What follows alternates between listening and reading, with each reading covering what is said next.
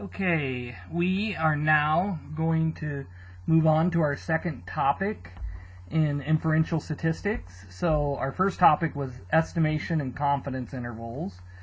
And so this next technique here, we're not going to be estimating or finding an estimate of the population mean, but what we're going to be doing is testing the population mean. So these are situations where we don't need to necessarily know the exact value, but we need to know whether or not it's greater than a particular value or less than a particular value or maybe different than a particular value. And in fact, those are three different types of hypothesis tests that we're going to learn. All of them are very similar. So let's start with this example here. So these are hypothesis tests when sigma is known or n is greater than or equal to 30. So this is the same condition as for confidence intervals. So the hypothesis testing is going to be very similar to confidence intervals in that we're going to do it with large samples, because almost always sigma is unknown and we're going to use s in place of sigma. And so the condition here that's important is whether or not n is greater than or equal to 30. And if it is, we're going to consider that a large sample hypothesis test, and we're going to use critical z values when we determine our rejection region. Okay? And then if it's less than 30, then it would be considered a small sample hypothesis test. And really the only difference is you use critical t values when determining the rejection region. And they're critical t values with n-1 degrees of freedom, just like confidence intervals. Okay? So here's the example we're going to do. A company claims the mean weight of their products is 13.5 ounces. And now to test these claims, a sample of 50 products is selected, and that sample has a mean of 13.27 ounces with a standard deviation of 0.47 ounces. And now what we want to do is test at alpha equals 0.05 whether the true mean weight of the product is less than what the company claims. Okay? So now one major difference here is I don't have confidence levels anymore. So this isn't like a 95% confidence interval. What we're going to do is we're going to have alpha levels, and this is an alpha equals 0.05 significance level. So what is this idea of significance level? Okay, it's related to the confidence level, and it's what determines your critical z value that you're going to use. Okay, and so let me start there by explaining that alpha is the probability of committing a type 1 error. Okay, so what we're going to see a little bit later is that whenever you do one of these tests, you run the risk of committing either a type 1 error or a type 2 error. And we'll talk about that later. But the point here is just to know that alpha is the probability of committing that first error, the type 1 error. And so the point here is you want your alpha to be small, okay, because you don't want to commit that error. The smaller the alpha, the better. We would say the smaller the alpha, the more significant the test.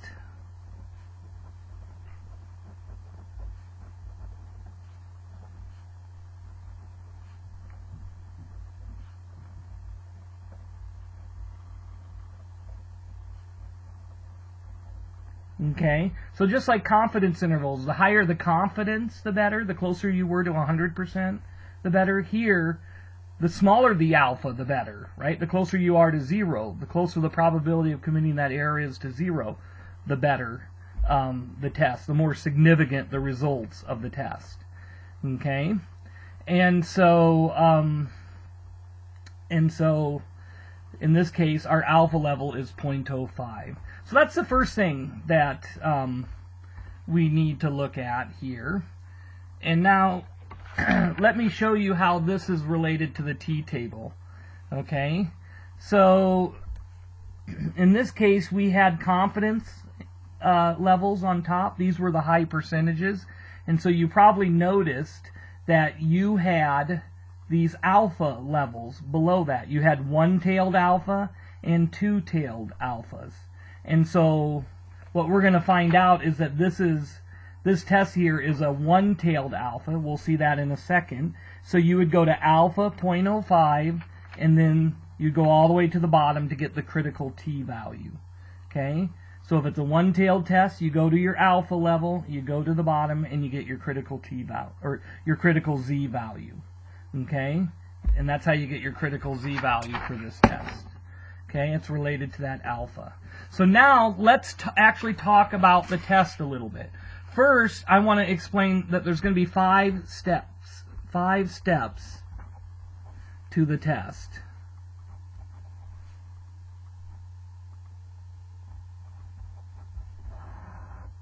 And the first step is going to be to state the hypothesis.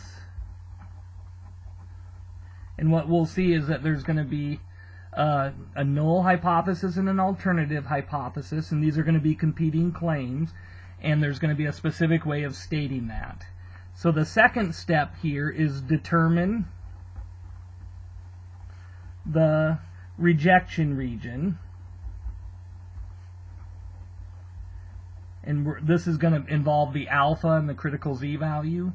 And this is going to be the criteria for deciding whether or not to reject the null hypothesis. And we'll see that in a second. Okay, step 3 is to calculate the test statistic.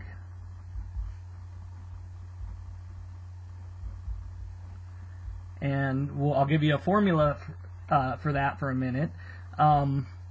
But this is going to be, I'm going to see if this test statistic falls in the rejection region or not. And that's how we're going to make our decision. And that's the 4th step, is to make the decision.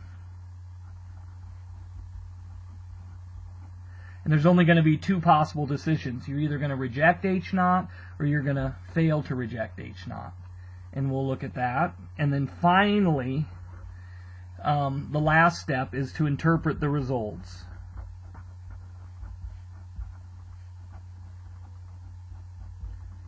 Okay, so these are the steps of a hypothesis test. You're either going to state the hypothesis. You're going to start by stating your hypothesis. You're going to determine the rejection region, calculate your test statistic to see if it lies in the rejection region. Then you're going to make the decision and then interpret your results. Okay, so now let's see how this works. And we're going to use this particular example.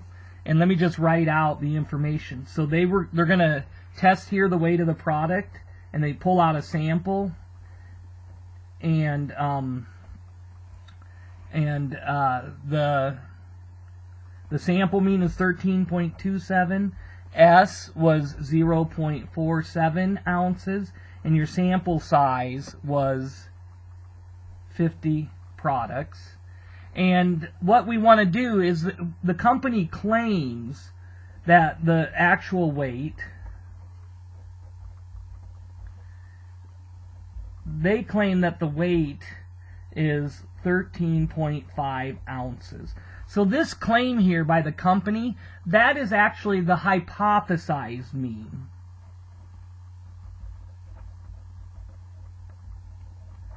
And the point here is I don't know at this point whether their claim is true or false.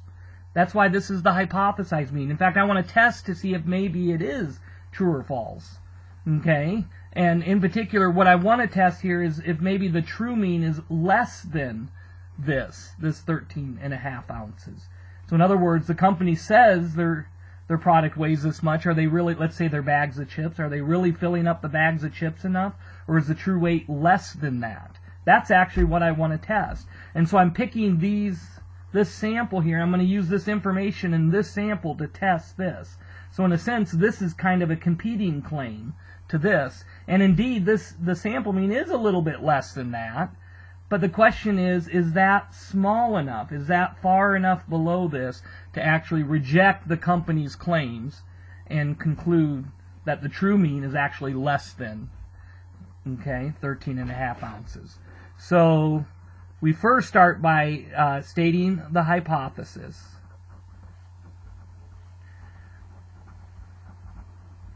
Okay, so when you state your hypothesis, we're going to have an H0 and an H1. Okay, H naught, this is known as the null hypothesis. And the null hypothesis is always going to say that the true mean equals the hypothesized mean. So it'll be mu is equal to 13.5 ounces. Okay, and this is the null hypothesis. Okay, and the H1, this is the alternative hypothesis. This is going to be the competing claim that you would like to show. And what I want to see is if maybe the true mean is actually less than what the company claims.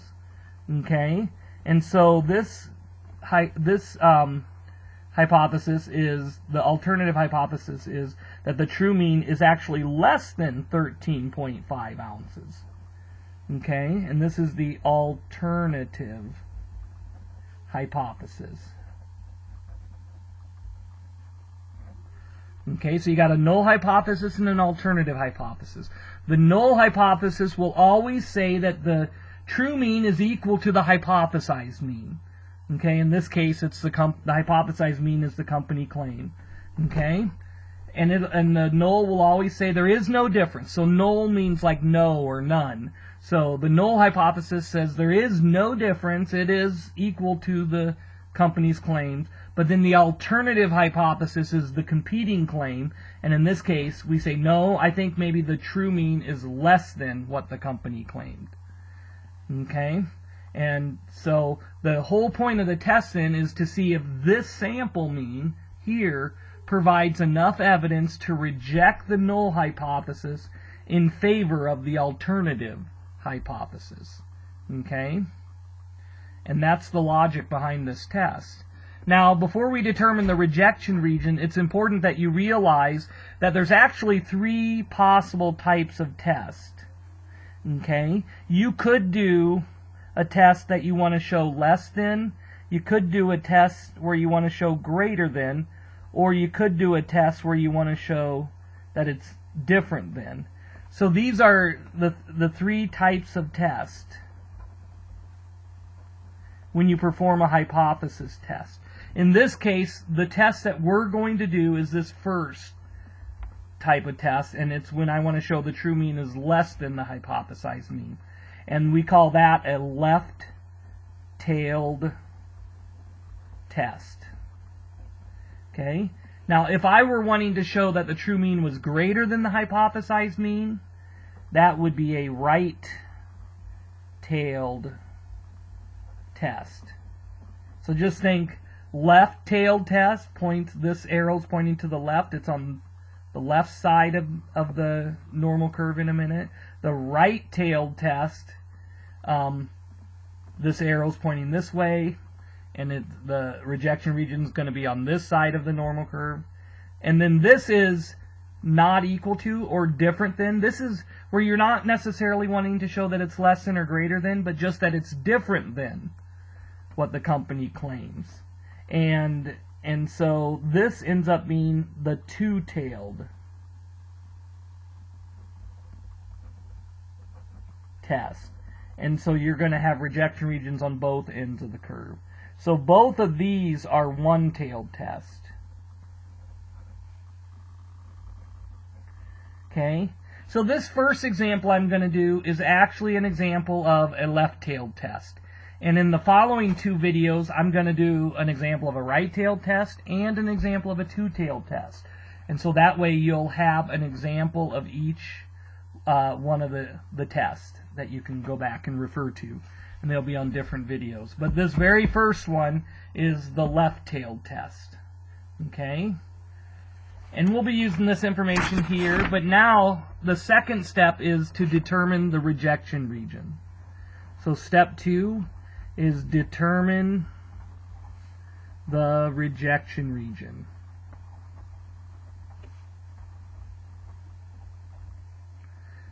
Okay, well, the rejection region here, you're going to draw a normal curve.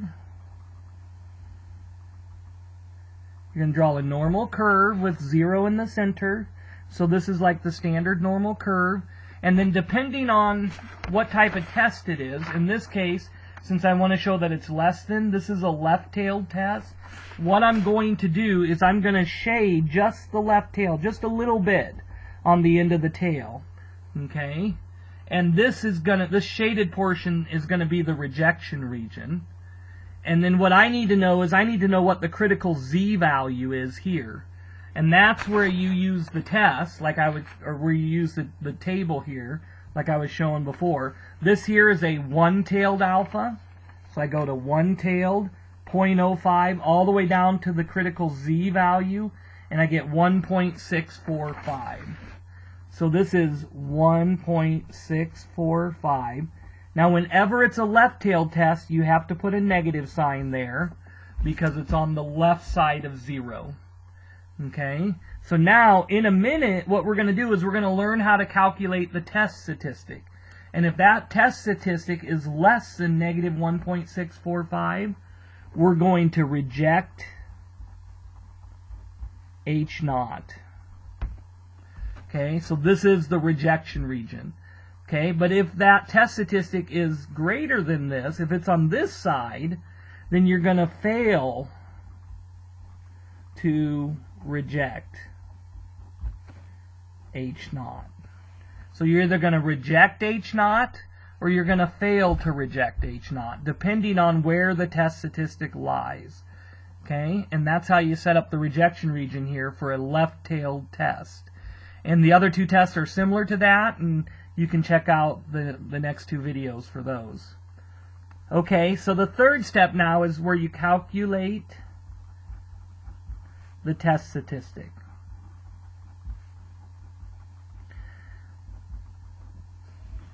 Okay, so the test statistic for the hypothesis test here, for a large sample hypothesis test, for the sample mean, is actually the z-score formula for the distribution of x bar.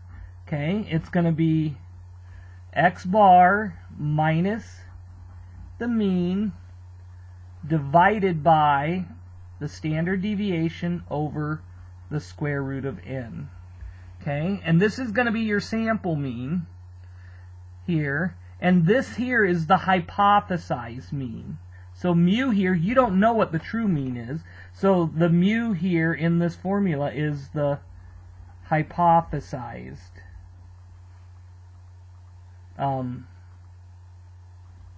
mean. Okay, so this is the 13.5. So this is your sample mean minus the hypothesized mean. So this would be what the error would be, assuming that the hypothesized mean was true. And then you're not going to have sigma, so you're going to use S in place of sigma. Okay? So the example we have, our x bar is 13.27. Your S is 0.47. N was equal to 50, and the hypothesized mean is 13.5. Okay? So my test statistic is going to be 13.27 minus 13.5. So the sample mean minus the hypothesized mean divided by the standard deviation, 0.47, over the square root of n, the square root of 50. Okay, so this is going to go in your calculator just like when you did the central limit theorem and the distribution of x bar. Okay, so I'm going to do 13.27 minus 13.5 and get the difference there, hit equals, get the difference. Now divide the answer, and then in parentheses I'm going to put 0.47 divided by the square root of 50. In parentheses. Then hit return, and then what I get here is my test statistic. In this case, it's negative 3.46. So that is my test statistic. And now what you're going to do is you are going to make the decision here. So step 4 is make the decision.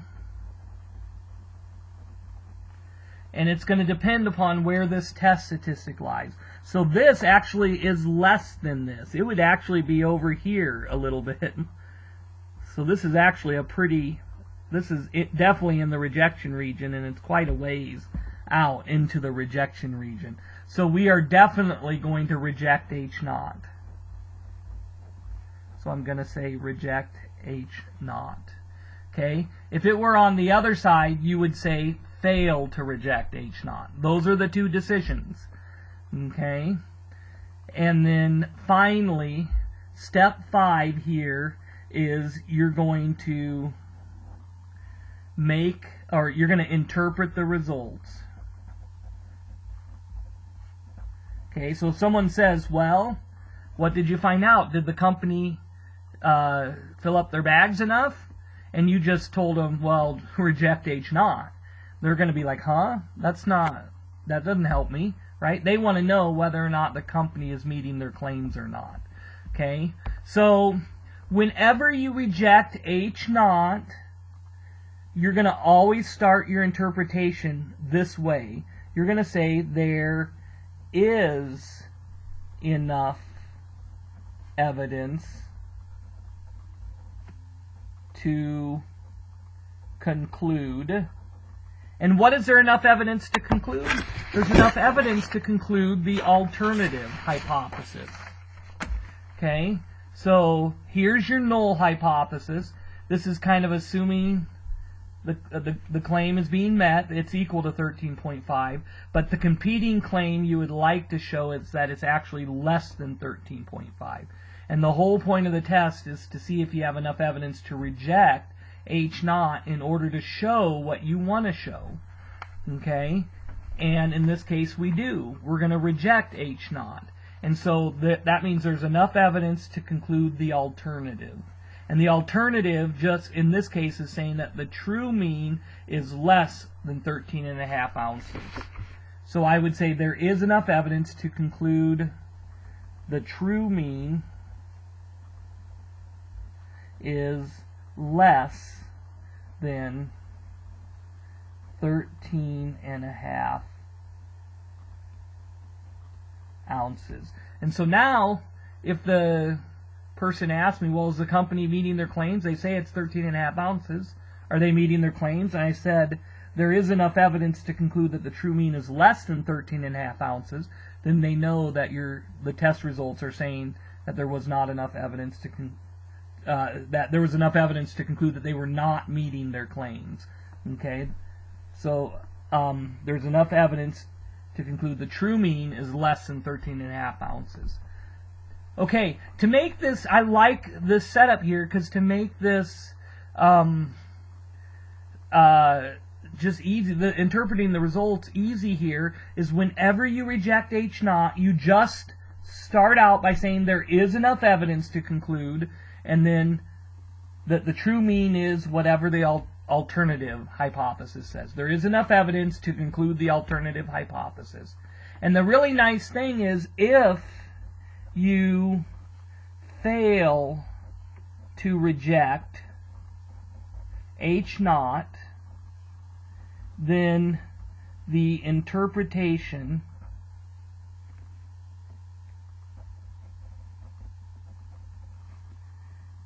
changes by only one word.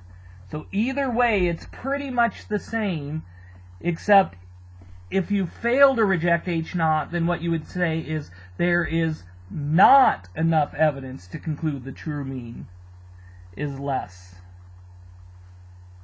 than 13.5 ounces. So you would add not here. Okay? So whenever you reject H naught, there is enough evidence to conclude the alternative. If you fail to reject H naught, it's pretty much the same, except you now say there is not enough evidence to conclude the alternative.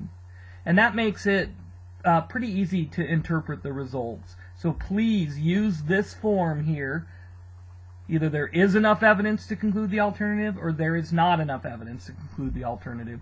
And that's going to lead you in the right direction. Okay? And one other thing is that this fail to reject is a little bit, that language can be a little confusing, because if you fail to reject, that means you accept, right? And so you kind of wonder, well, why don't I just say accept H0? That's so much clearer. And you're right, it is clear, but the way that they do the test, it's kind of like a court case where someone's innocent until proven guilty, and then they're just very careful. So like O.J. Simpson, there was not enough evidence to reject his innocence and conclude that he was guilty, but they didn't say that he wasn't guilty. They said that there was not enough evidence to conclude that he was guilty. Or they didn't say he was innocent. They said there was not enough evidence to conclude that he's guilty. And so there's that conservative language where you're weighing the evidence, and what you're saying is, okay, I'm not telling you H0 is true. I'm just saying we did not have enough evidence to reject it. Okay, so by weighing the evidence, there was not enough evidence to reject it. So we do use that fail to reject H0. We use that sort of language, even though it can get a little confusing. One thing that I find that's helpful is that when you reject H0, usually here, you're not rejecting what you want to show, because what you want to show is the alternative. I want to show that I'm thinking that the true mean might be less than that. That's why I'm testing it. That's what I would like to show. And so when I reject H0, I'm not rejecting what I want to show. It's actually, I have to be able to reject H0 in order to show what I want to show. Okay, so rejecting H0 just means you have enough evidence to show what you want to show. So it takes a little bit of time to get this language to settle in your mind and for you to see what happens. And the more examples you do, the easier it gets. And so we'll have several more examples here. So I'm going to, in the next two videos, I am going to do an example of a right-tailed test and a two-tailed test. I'm going to do those, and then I'll give you some examples to try, and then we'll work them out together.